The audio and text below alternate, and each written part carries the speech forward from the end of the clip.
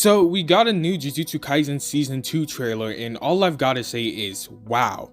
That was pretty damn stunning. We're getting right down to the point. If you're wondering when Jujutsu Kaisen Season 2 actually releases, that date is July 6th, so set that on your calendar. But let's talk about the trailer. There's multiple things to take notice of. One, the character designs are a lot different from what we saw in Season 1 and the movie. It shares a more bright color palette, which is different from a lot of other mappa works, and a lot of the animation we've seen is a lot more stylized. Look at how Gojo Satoru is very bubbly and round in this scene. And then look at the pose-to-pose work of Toji in this shot. It's a very cartoonish and stylistic approach that we haven't seen from the series before. Before, it was more of a typical action anime, but now it has its new identity. We also get some really stunning background shots and really good art direction, and we didn't see much of this in Season 1. Sure, we saw some glimpses, especially in episode 13, which was directed by Hironori Tanaka, but we didn't get a lot of it. But why are we getting this now? It's causing this more cinematic and stylistic approach for Season 2. Well, to understand that, we need to understand that there's a director change as well. If you didn't know, director Sung-Hoo Park, who directed Season 1 and the movie, is no longer with the studio anymore and was switched around with Shota Gosuzono. I personally had my theories on why I thought this was Shota Gosuzono myself. For things like he was stated to be a MAPPA in-house staff after Chainsaw Man, and that both the key visuals that we've had, especially the new one that released, fit in line with his style. And now let's talk about this.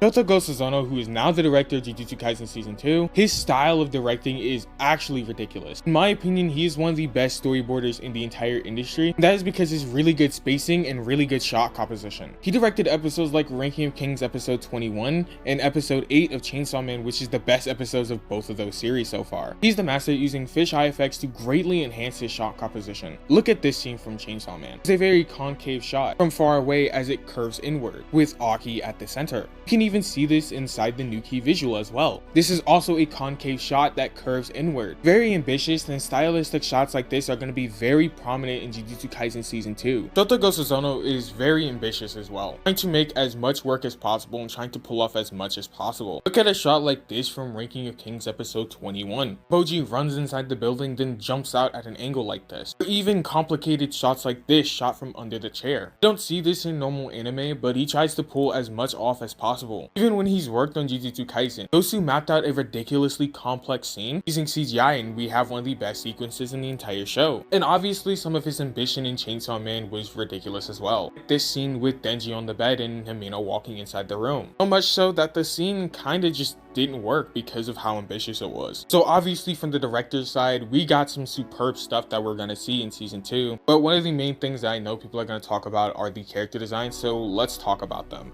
The character designs are pretty obviously much different from Season 1. The way they're drawn, they're a lot less detailed. You noticed in Season 1, while not being the most detailed, they still have a fair amount of it, with different folds and shading to give more depth to the characters. However, a lot of that line work is removed for Jujutsu Kaisen Season 2 character models. And this is likely just because of how stylistic the animation needs to be. I'm not going to give manga spoilers, but a lot of the stuff that we're going to see in this season is going to be ridiculous. As you can already see from the trailer, the characters need to be drawn in a friendly way so they can be drawn more often, especially with the time given. And I think you guys need to understand that Season 2 of JJK does not have that favorable of a schedule. So in order for the animation to be stylistic and move really well, I think taking away the detail would really help with that, and it's gonna work. I also feel it's going to help with the compositing, and I believe these simpler character designs are going to help maintain a good composite, which is something that Season 1 of Jujutsu Kaisen really struggled with. And just like I talked about, Shota Gosuzono is very ambitious with his storyboard and directing, and I believe, in my personal opinion, that the character designs need to be suitable for this ambition. Gosu's ambitions for episode 8 were very good. Character designs with all the folds and the different shading, just all the detail, is not suitable to be consistent. But once again, even if you don't like the current character design, I would advise you guys to keep an open mind. With that being said, the trailer does look very